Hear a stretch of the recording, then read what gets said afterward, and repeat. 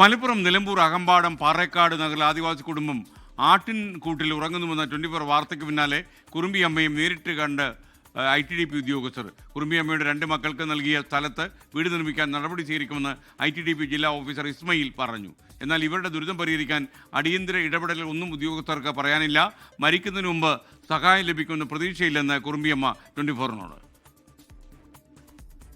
ഇന്ന് രാവിലെയാണ് ITDP ജില്ലാ പ്രൊജക്ട് ഓഫീസർ P ഇസ്മയിലും ട്രൈബൽ എക്സ്റ്റൻഷൻ ഓഫീസർ മുഹമ്മദ് ഷാഹിദും പാറേക്കാട് നഗറിലെ കുറുമ്പിയമ്മയുടെ വീട്ടിലെത്തിയത്. രേഖകൾ പരിശോധിച്ചു. 5 റേഷൻ കാർഡുകളിലായി ഈ കൂരയിൽ കഴിയുന്നത് 21 പേർ. നേരിട്ട് കണ്ട ദുരവസ്ഥ റിപ്പോർട്ട് ചെയ്യുമെന്ന് P ഇസ്മയിൽ പറഞ്ഞു. കുറുമ്പിയമ്മയുടെ 2 മക്കൾക്ക് അത്തിക്കൽ പ്രദേശത്ത് ഭൂമി നൽകിയിട്ടുണ്ട്. ഇവിടെ വീട് വെച്ച് നൽകണമെന്ന് റിപ്പോർട്ട് സർക്കാരിലേക്ക് സമർപ്പിക്കുമെന്നും ഉദ്യോഗസ്ഥർ. എന്നാൽ ഈ സ്ഥലത്തേക്ക് ഒരു വഴി പോലുമില്ല. എന്ന് വീട് ലഭിക്കുമെന്ന് ഒരു ഉറപ്പുമില്ല. ഇപ്പോഴത്തെ പ്രതിസന്ധി മറികടക്കാൻ ഒരു അടിയന്തര ഇടപെടലും പട്ടികവർഗ വകുപ്പിന് പറയാനില്ല.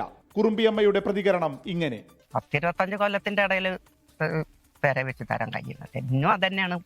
പട്ടയം കൊടുക്കുന്നല്ലേ ഉള്ളൂ, അത് അതിൽ പെര വെക്കാൻ പറ്റില്ല. അതൊക്കെ എന്നെ കൊടുത്ത് പേപ്പറുകളെല്ലാം കൊടുത്ത് ശരിയായി വരുമ്പോഴത്തേന് കൊല്ലങ്ങളാവില്ലേ. അപ്പൊ തന്നെ ഞാൻ ഉണ്ടാകുമെന്ന് എനിക്ക് തന്നെ അറിയില്ല.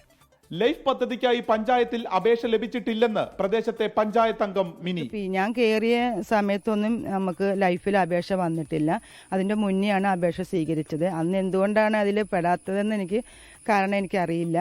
ഒരു കുടുംബത്തെയെങ്കിലും വാടക വീട്ടിൽ താമസിപ്പിക്കാൻ കഴിയുമോ എന്നതിന് അങ്ങനെ ഒരു പദ്ധതി ഇല്ലെന്ന് ഉദ്യോഗസ്ഥരുടെ ഉത്തരം.